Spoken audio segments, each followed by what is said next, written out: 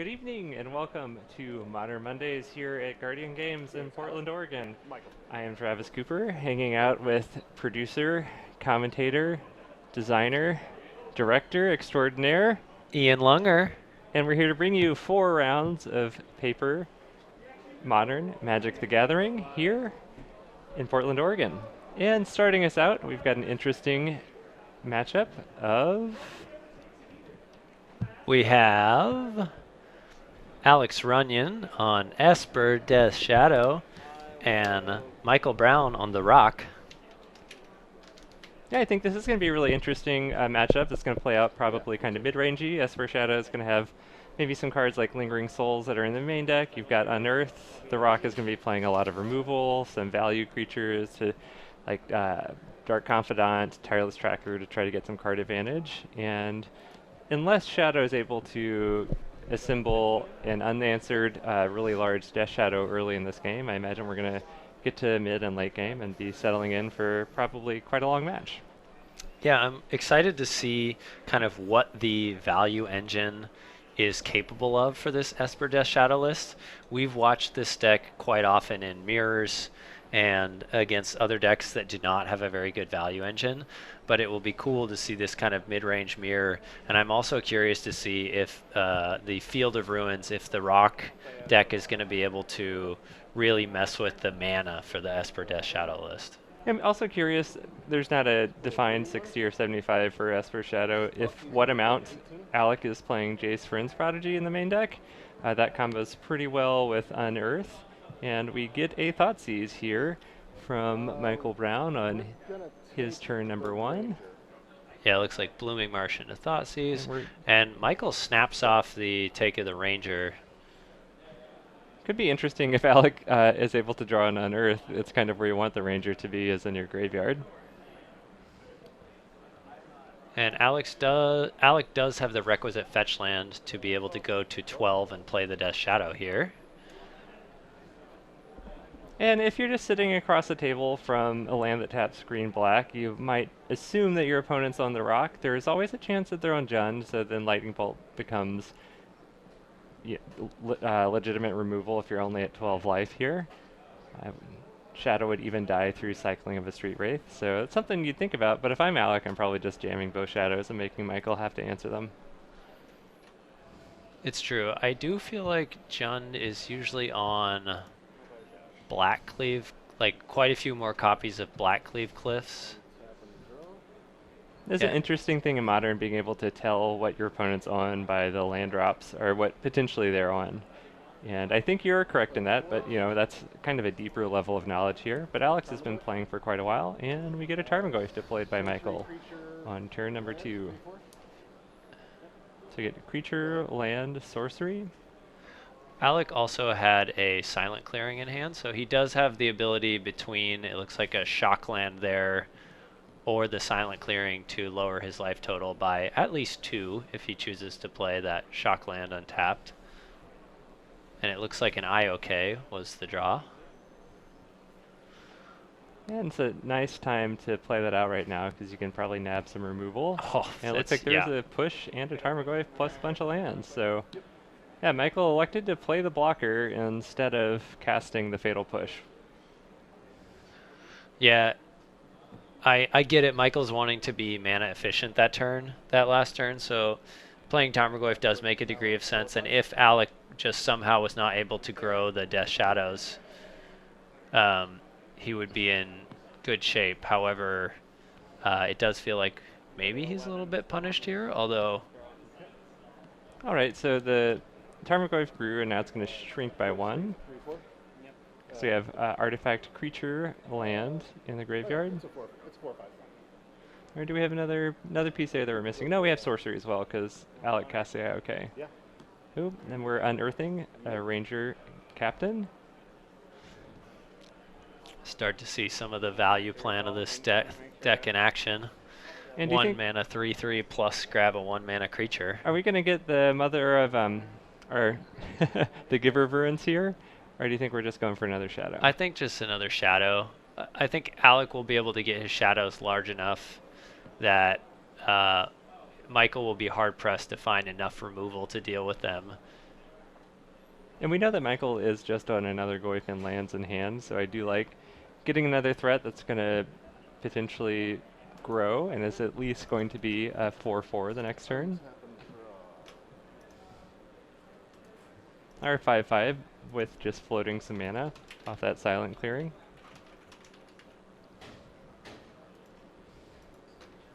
It's interesting how these Horizon lands sort of bring back kind of an element of mana burn. Yeah, you can have the kind of intentional mana burn. Oh, Blast Zone played for Michael Brown. That is fantastic on this board, and will definitely make Alec think twice about playing that third Death Shadow.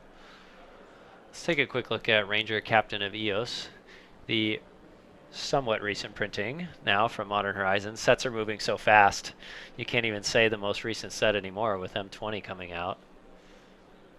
They've had quite a few shakeups, and War of the Spark put through a lot of new cards that are being played in Modern and Legacy, and then Modern Horizons, of course, changed the whole metagame. Had to have a deck be banned out because of cards it brought into the format. Alec tosses out that Sacred Foundry, drops to 9. And then it's going to drop to 8. And we get a path on a Goyf.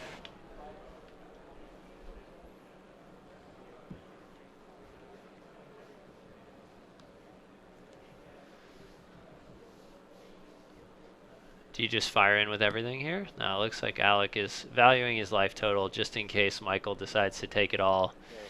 He doesn't want Michael to have too much control over his life total here.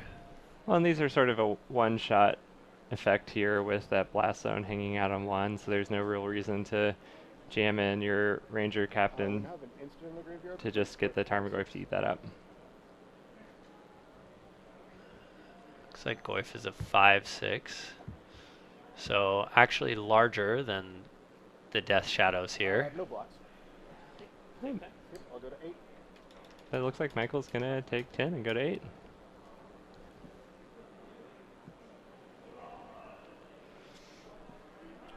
We're going to pop the Blast Zone on 1. Curious why Michael main phases the Blast Zone there. I am tempted to at least wait until combat. I feel similarly, unless he's actually playing a 1-drop of his own, but I'm trying to think if the rock even plays. Like Nile Spellbomb, maybe? Yeah, if this is the case, if Michael's just planning on passing, I would have said wait on that. It may not make a difference in the game, but it does feel like if you can wait, there's no stifle effects coming from Alec's deck, so you're not really worried about it not happening. Yeah, I also would be interested in probably blocking with the Tarmogoyf there, knowing that Alec would have had to draw a Street Wraith to kill your Tarmogoyf, but then you're still going to be able to take care of both shadows next turn. But if you don't, and then if you block with the Tarmogoyf and you eat a shadow, then perhaps the next turn you're threatening another block. So curious what the thought on the line was there, but this is where we're at in the game. Yeah, Michael seems to be playing this kind of very risk averse. Clearly feeling like if the game goes long, that he will outvalue this Esper Death Shadow deck. Which I think that used to be the case against Death Shadow when you're playing a deck like the Rock, but with Ranger Captain plus Unearth, plus perhaps Jace Vryn's Prodigy if it's in the main deck or sideboard, this Esper Shadow deck is really grindy and can transition into the mid game a lot better than the older like Grixis versions of Death Shadow could be able to. I agree. That said, Alec does only have 1 more Death Shadow in his deck. So, we really will get to see. We really will get to see here which deck can do better. Oh wow, Michael coming in for 5. So that's interesting because yeah, like you were saying, he played on the block. He played around. He's 6/6. Yep.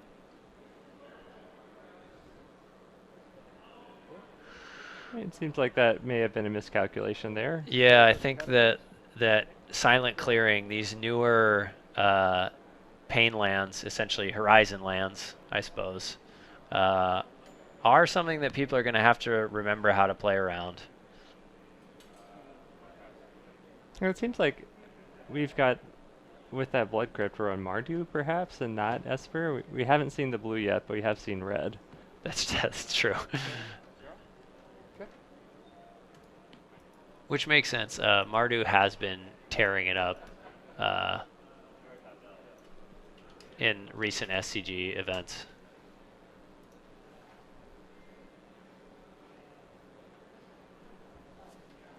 I'm gonna blame Alec there for telling me it was Esper before the match. It's 6-6. Oh, we'll get into the banned and restricted announcement, but maybe in between matches when we have some breathing room here. Yeah, we have thoughts.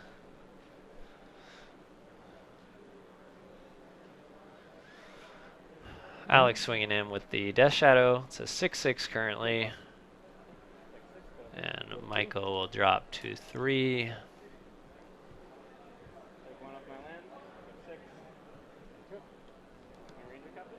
Yeah. That's presenting a difficult board for Michael to deal with.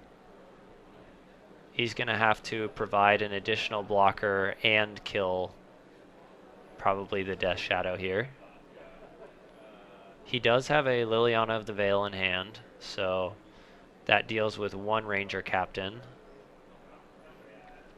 Be interesting to see if Alec is willing to sack a Ranger Captain. I think at this point I would not. I would definitely leave them both in play. So you're saying you would sacrifice the Death Shadow? No, I'm saying if Liliana's played, I think Alec will sack one of his Ranger Captains.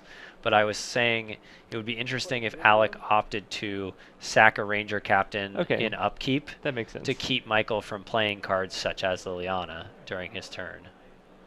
But I don't think it would be advisable because if Michael drew a single creature, he would be equipped to block next turn. I hear where you're coming from there. And we do see that Liliana the Veil deployed. And we're going to sacrifice the Ranger Captain to Liliana the Veil's minus. And this is the point where Michael has to have a removal spell or another creature. Start confident. Okay. So he's got a chump blocker. And the Skoos will be able to eat the Ranger Captain. So he's holding on here. Or if you're Alec, you could just not attack. That's true. Well, and Skoos is a great mana sink at this point in the game. Alec does have a graveyard full of creatures. This is a good time for Alec to draw Unearth, in that Michael has no mana up to allow him to exile creatures in response. Oh, we do have a fetch land hanging out over there. Oh, excuse me. So if there's a basic forest, which I assume in the rock, there's going to be one left. Yeah, that's my fault. I did not see the fetch land. Yeah, it's like sneakily hiding to the edge, on the edge of the screen there. Yeah. Like, don't pay attention to me. Just innocuous.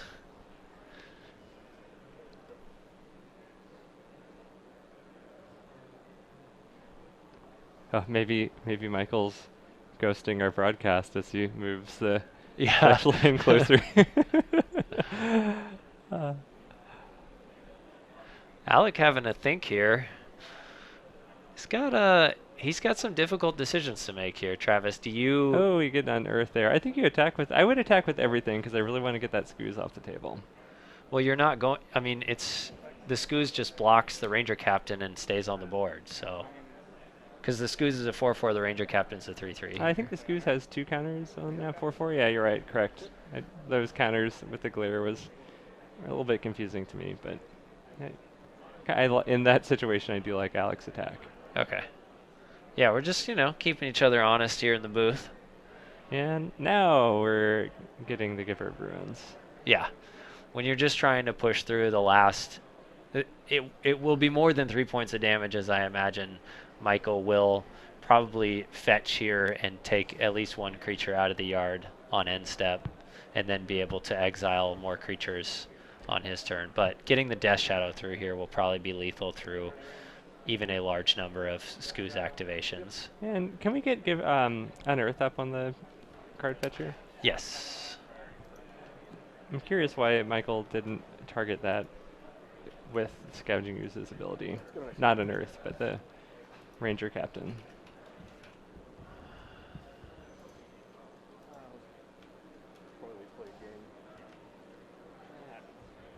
I mean, he should. I I don't think I don't think it's because he wasn't able to target it. I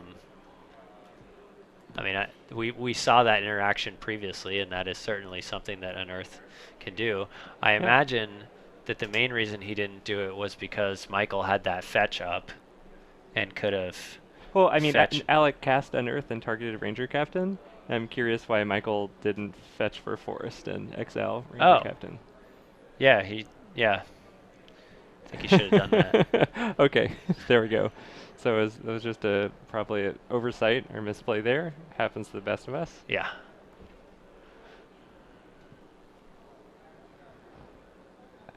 Also, we got chats going on about BNR, but we're gonna be patient here. We're gonna talk about our matchup, but we'll have a lot of probably some dead air time when we get to the end of the rounds that will will devolve into that discussion. Yeah, I do have two quick words before we continue to think about sideboarding in this game, and that's Okay. Hedron Crab. I think that's a stretch, but yeah, we'll see. We will see. All right, Travis, what are you looking to sideboard here if you're on Michael's side? If I'm on Michael's side, I it's a tricky one because all your main deck cards are pretty good. I would think about sideboarding in some kind of mass removal, like if there's damnations in the board, just because I would be wary of a card like Lingering Souls, which it's probably in Alex 75 somewhere, maybe a couple copies on the sideboard, which seems like in this matchup a great card to bring in against a deck that relies on Liliana the Veil as a removal card. Just having 4/1/1 flyers attached to one card is really good. Right, and I did even see Michael side out at least one Liliana. To be honest, I don't really like Liliana in the current metagame. I just don't think it's that well positioned. I think a lot of decks right now are not just playing like a single threat that needs to be dealt with. I am in general more of a fan of Last Hope in Modern currently than I am of Liliana the Veil. Modern seems to be about extracting value from your graveyard and using that as a resource more so than it is the attrition game that Green Black or Jund traditionally has played. Agreed. I'll be on the play. For Alex side, probably bringing in some souls. Any other cards you would think that are in the Mardu colors that you might want to be bringing in? This is a fairly new deck, so I must confess that I am not well versed on what it plays in the sideboard. Curious if there's like Colgan's commands or something in the board. Good luck. K command seems fine. I mean, the deck is just full of value-oriented things in any case, so it's like, how do you pick between your many value-oriented things? Well, it looks like Alec has a hand of a bunch of lands and a Ranger Captain. Yeah, I got 6 lands, so And we're pitching it back, and Michael's pitching it back too. It's okay. I had 2 forests and all black spells. What are you gonna do? Looks like people are playing Lingering Souls in the board, like you said, so some people playing 4 copies, which make a lot of sense to come in. Oh, I see a Gideon Ally on some sideboards as well. Planeswalkers are always good in these kind of grindy mirrors. Purge, Celestial Purge seems like a reasonable include. And I could see Plague Engineer. The rock deck plays relatively few larger threats, so you might be able to both like snipe a Bob and present a 2/2 Death Toucher to possibly trade with a Death Shadow. But I don't know. The deck has a lot of other good grindy elements, and you wouldn't want to water down the game plan too we much. put the other one on the bottom. bottom, okay. Yeah. All right, we get to see the London Mulligan here in full effect, which for all events going forwards, that's what we're doing. All right. Ready to magic? Yeah, magic. All right. Blooming Marsh and Inquisition. Chat, we will address the bans after this game. Or after, But we will it get depends to how them. many games we get in this Yeah, round, but yeah, soon, yeah. soon. In between, Yeah. on our downtime, we're going to have some Some fair ban amount talk. of ban talk. And it looks like we have a turn 1 Inquisition off of Blooming Marsh. Bauble get a Shadow, we get a Bobble, we get a Lingering Souls, and what is that Wow. red card? Go ahead. That's a Dreadhorde Arcanist. Oh. Sweet. Yeah. That plus, I think that plus Unearth seems really fun. Why do you think Michael took the Bobble there? I do not know. Play a swamp. Bobble seems like maybe the least good card in that hand to me. That's kind of how I felt. Maybe, oh, well, maybe to just grow Goyf if that's your game plan, and you're like if Michael's hand is full of removal, and you're just gonna bash in there with a big Tarmogoyf. But we do know that Alec has that Lingering Souls, so I don't know. Right. I also kind of would have expected Alec to bobble that first turn anyway, as it's kind of his prerogative to get that card in the graveyard early as well. So you might have been able to count on him to do that work for you if you're in Michael's position. The other time that I could see taking the bobble is if Alec had a really land light hand, like a one lander, and was maybe hoping to see, hoping to essentially draw another card before his second turn, and in those two cards see another land. But, he has a good mix of land and spells.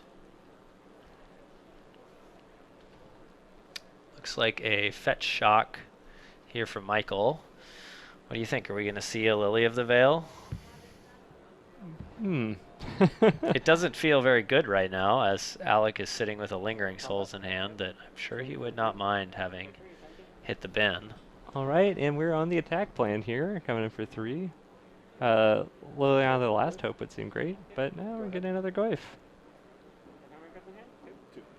So if Alec has been observant here, he'll see that Michael fetch shocked that Overgrown Tomb and did not spend the mana. So obviously holding up mana for something here, whether that be a Fatal Push or I guess probably only Fatal Push, right? What else does this deck play that? Yeah, it looks like chat was commenting that Michael is probably scared of Unearth, which, I mean, yeah, but if you have a removal spell in your hand, you're fine having Alec Unearth the Arcanist or a Death Shadow and then use a removal spell against it, so Right. like you're still like at parity there.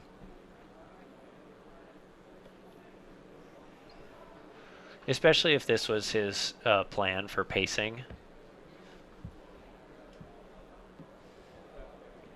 It seems like Alec is being conservative on the life total here, so settling in for a longer game. Just going to have these Death Shadows become valuable creatures later, and we're getting some Souls tokens. He is dealing with 2 silent clearings there, so he will, inevitably do a good amount of damage to his own life total here. And I think, this is what separates the great Death Shadow players from the good Death Shadow players, is managing that life total effectively. Move to combat. Yep. Swing with both. I'll block one. Okay. Take 3, 11. And Alec blocking 1 with the Souls token and taking 3, dropping to 11. Lily the Veil. We'll take up. Okay. I think that's a good choice. Goes I like down for Michael's patience there. Go ahead. Gets Alec to play the Lingering Souls and then drops the Lily, getting quite a bit more value out of it than he would have if Alec was still holding on to that Trophy. Lingering Souls. I would have kind of liked the sequencing of playing Liliana first, though, to get in for more with your Goyfs, or force the Devil block there.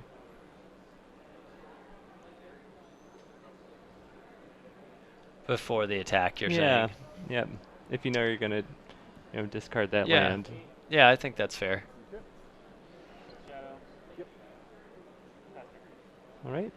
Get a Death Shadow deployed. It looks like Alec has a leftover of 2 Dreadhorde Arcanist. And it looks like there's a Thoughtseize in the yard, but not that Unearth that you really want. Yeah, and this is, so I think a lot of people are playing Dreadhorde Arcanist. I see it as a 4 of or a 3 of oftentimes. I actually think Arcanist should be played as a 1 of or a 2 of max in a lot of these modern lists. I know in Legacy where you can be using flashing back cantrips and stuff, I could see playing more of them. But it looks like such a bad card in some instances like this, where you're looking at flashing back a Thoughtseize and you have 2 of them, so you have 2 mana 1/3 tramples that can't really flash back anything useful. Combat. Swing with both. And Michael's coming in with both.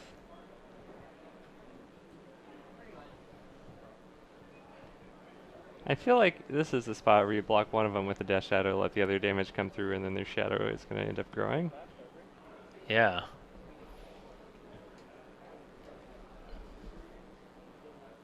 I'm not quite sure I like that attack.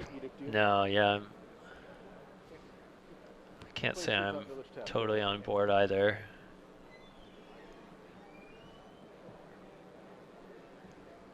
He does force Alec to play some useful cards here. I mean, again, like I said, those Dreadhorde Arcanists are looking pretty bad here. They're basically just going to be speed bumps.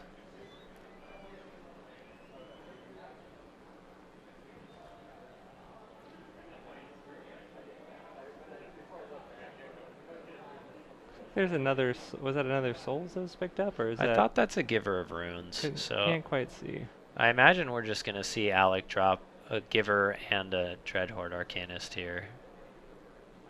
The question is, are you coming after Michael, or are you going after Liliana? I think you would go after Liliana here. I mean, Michael's completely depleted on resources.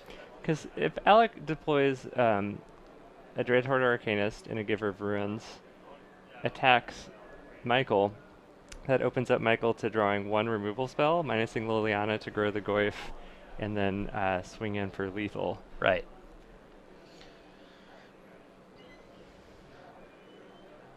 Yeah, I am inclined to take this Lily off the board. I also think, you know, a lot of Michael's engines to get him back into this game, Tireless Tracker, Bob, they don't immediately give him cards. They're kind of delayed in how they give him cards. Yeah, it looks like the line is flashing back Lingering Souls here.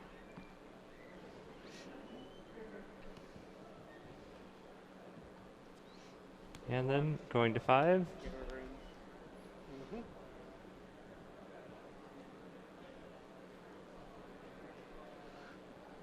I like this line better than playing the Dreadhorde Arcanist. I had forgotten about Lingering Souls.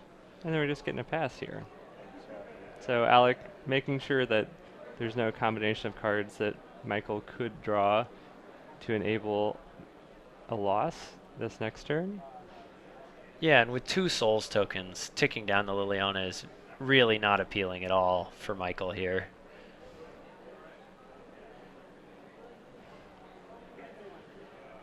Attacking also doesn't feel great. Oh, we get a Hex Drinker. Which can be grown to a 4/4 this turn and gain pro instance. Let's take a look at Hex Drinker. Goyf grows to a 5/6.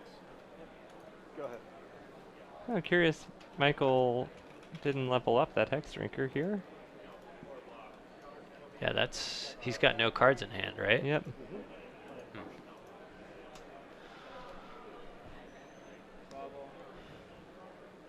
Take a look at Hex Drinker. It's been popular in Jund and the Rock lately. I don't quite get it, to be honest. I don't either. I was gonna say the same thing. It seems fine. Like I imagine it feels good in some matchups in that, like, sometimes you feel really bad playing decks like the Rock or Jund when you flood out and have no mana sinks. So like I imagine it feels good to have a mana sink, but this doesn't feel like a strong enough mana sink to me to be that worth it. Yeah, and I feel like we definitely should have leveled it up last turn as well. Yeah. But yeah, it's like maybe having a 1-drop that's a threat is something that the decks have been missing, because usually you really want to curve, you know, hand disruption or removal on 1 into threat on 2. So having an additional threat is perhaps nice. Whew, it's an unfortunate time to draw the spell bomb.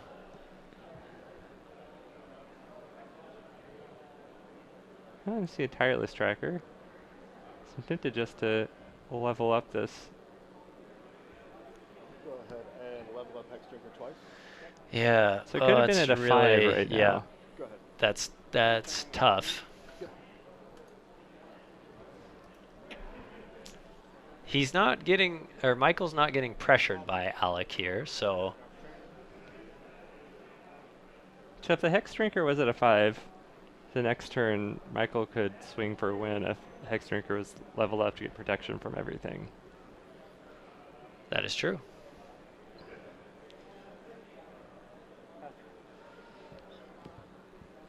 Alec does have a path in hand, so he can respond to Michael leveling up that Hex Drinker here by pathing it, and I would certainly recommend it. Confidant? So Michael holding that tracker in hand, Oh wow, we have no response. Distance? that is very surprising to me. Go ahead.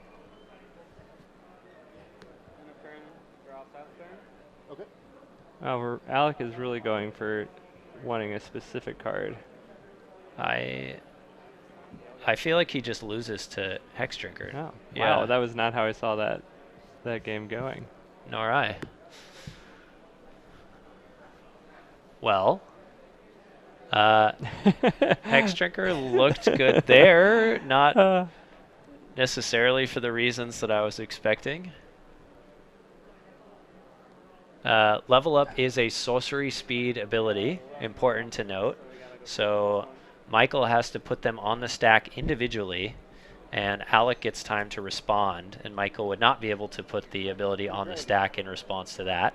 So you can path a Hex Drinker in response to Michael trying to put it at 3 counters, and I would definitely have done it there. Yeah, it seems like we could have gotten something wrong with the amount of counters that were in Hex Drinker, or I'm unsure, but it seems like both players made some confusing lines there that are hard to interpret, but I'm sure that they had their game plans, and Michael was able to take that one down.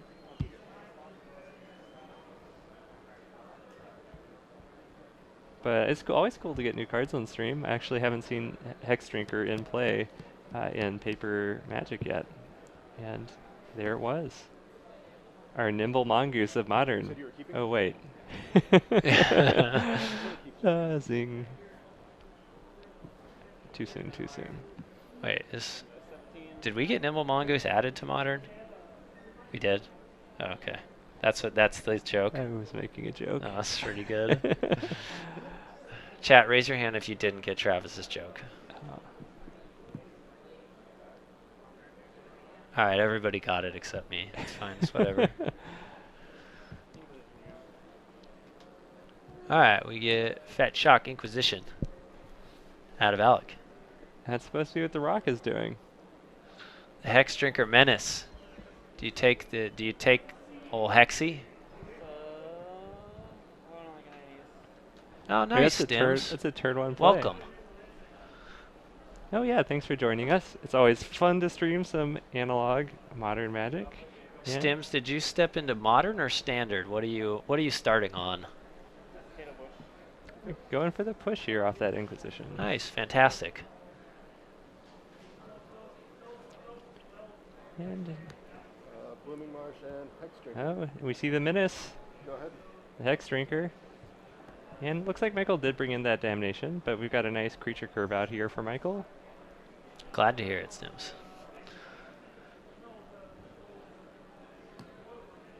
Yeah, it feels like if Alec is letting this Hex Drinker come down, he's more than happy to have Michael do some work on his life total. The Yeah. interesting thing about Hex Drinker is that if you're like the green-black decks, like green-black X or just straight up green-black, you're really wanting to like curve out your mana to turn 1 hand disruption or removal, turn 2 threat, turn 3 either double spell with like hand disruption threat or play a 3-drop, then turn 4 double spell. Yeah, it seems interesting to have a card like Hex Drinker, which is a 1-drop, but is like kind of an awkward mana sink. It's pulling you in 2 different directions of like not casting spells, but you can't level up at instant speed. So still don't quite get it, but maybe we'll see Hex Drinker go the distance again. Yeah, I feel like for a lot of these mid-range decks, the goal is just to hit 4 lands and, then hit spells the rest of the way.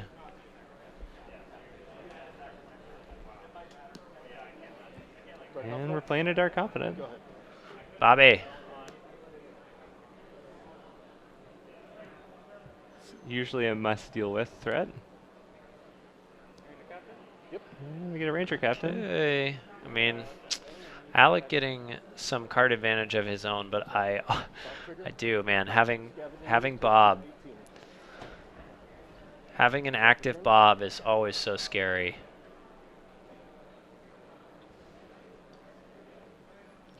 Awkward no attacks here, though. Hex Drinker is still just hanging out. Being Yeah. a 1-1. 2-1. 2-1.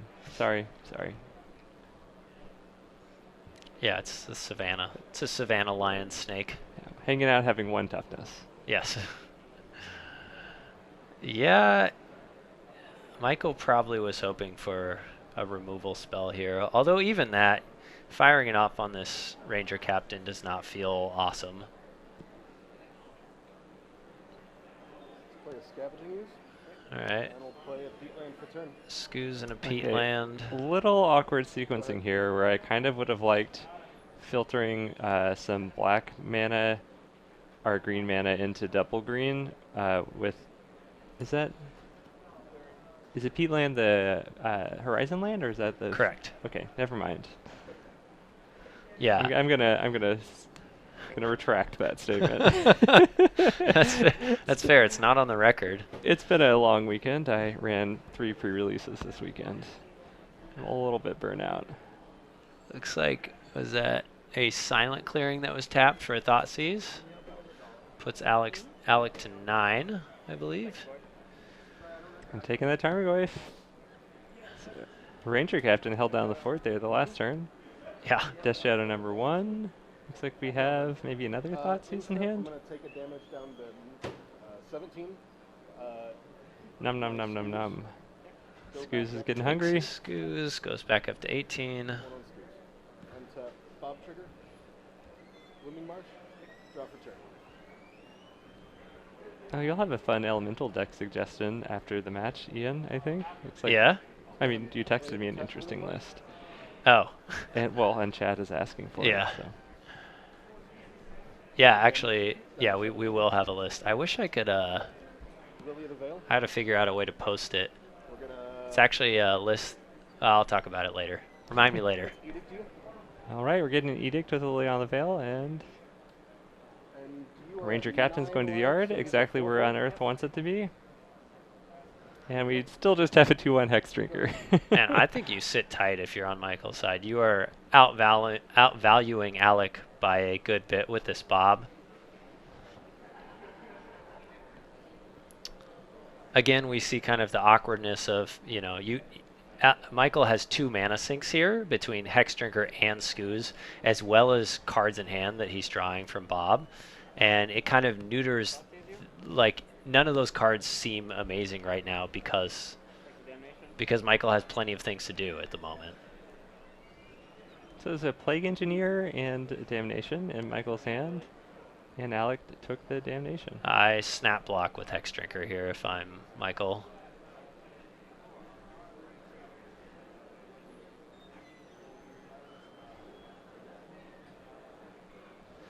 I feel like this is a desperation move on Alec's side. Yep. 6 off of that. Nothing. Untap. Bob trigger. Overgrown 2. Draw for turn. Knows how to set him up. Yeah, it's the correct order. As long as he's not drawing only lands, drawing Is some there a action. Sylvan Library over there? Is that what's going on? Take a damage off Yeah, the we top. cutie. There's a couple of really good modern players that have a list out that they're excited about. Play Plague Engineer. All right, we get Plague Engineer, which seems pretty sweet. That whole Death Touch clause on it is pretty important. Mardu Death Shadow isn't really playing any Teamer Battle Rages for that trample damage. 14. Play Goyf. Oh, we've got a Creature, sorcery, big planeswalker, team over here. Land 5/6.